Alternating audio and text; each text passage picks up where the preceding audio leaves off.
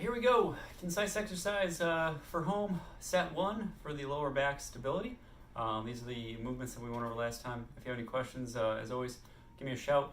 I'm going to try to do my best to explain them and give you the repetitions and holds as desired. So, to begin with, we did the McGill crunch. The objective of this is to try to not feel it, at least pain in your back. You're supposed to feel engagement through the front and also the back as well, but no discomfort or pain going beyond a 1 or a 2 out of 10. If you do have a relative slight bit, that might actually be okay. So it's something that you want to pay attention to.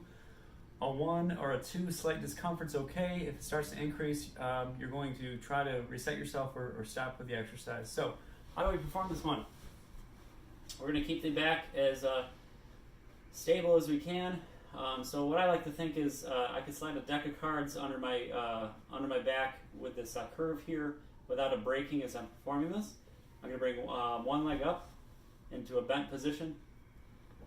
I'm going to slide my hands under my back as shown, and I'm going to perform 3 different engagements or challenges rather as I'm performing that engagement we talked about through here. So those hip bones, you're trying to use the muscles to drag those together, or think about tension through here as if you're performing a Kegel, or you're trying to drag your belly button down towards your spine, creating tension.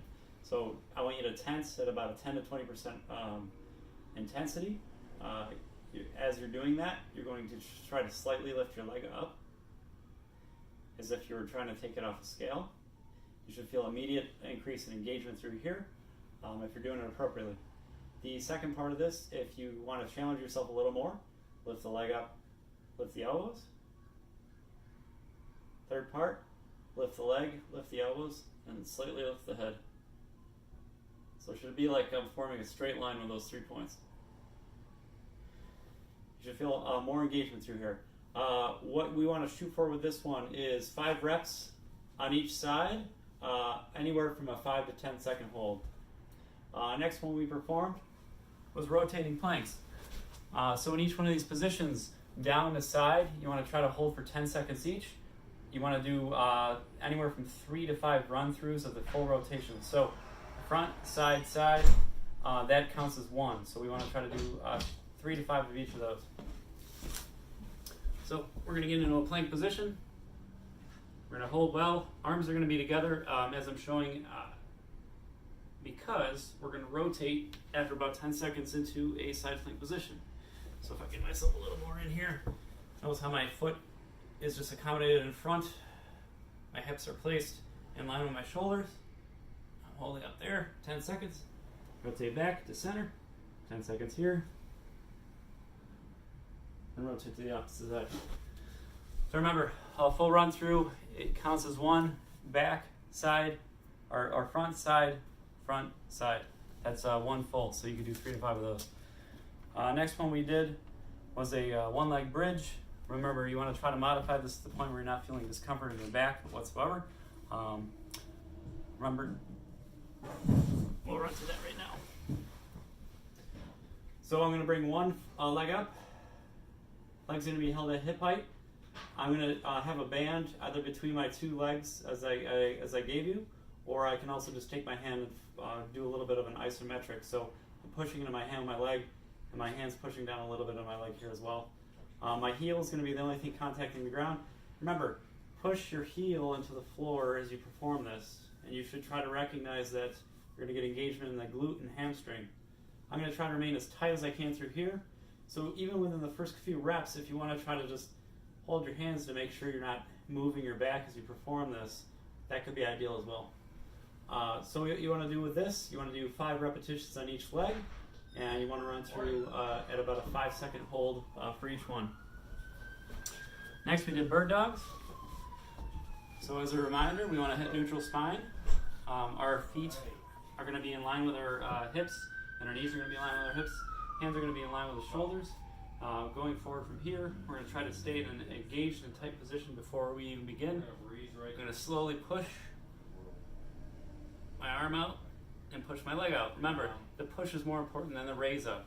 So I'm not going to go immediately to doing a raise up. I'm going to think about pushing forward and pushing backwards with my leg. I'm going to hold in the locked out position, 5 to 10 seconds. I'm going to repeat on each side, 5 repetitions on each side. And you can run through 5 on one, then flip and do 5 on the other. Next one we did was a hinge plank.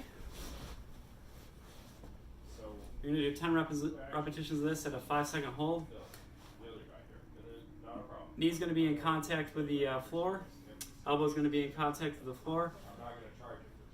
Think about the hips being placed backwards. We're going to push forward. Hips going to be in line with the shoulders. As I do this, I'm going to slowly hinge my hips back. We want you to fill this out. Skip this part. Skip the insurance. Show you from the other view. Inside here. See my hips are pushed back and push forward. Hold there. And then push my hips back. Everything's staying tight and as I perform that. Last one we did was a lunge hold. It's going to cut my head off here. But you can get an appropriate weight. You probably want to start with something like a 5-pounder. But what you're going to do, you're going to get into a lunge. I'm going to show you on the back leg because that's the most important side. What we want to do is try to get the knee, hip, and shoulder in line with each other. And I'm going to tighten up through here. And I'm going to engage through my glute. I should feel a slight stretch through the front. I should feel engagement through the back. I should feel tight through the midline of my body and my torso. I'm going to get an appropriate weight up through the top. And as I'm holding this, I'm going to try to push outwards. Or I'm going to try to lift upwards.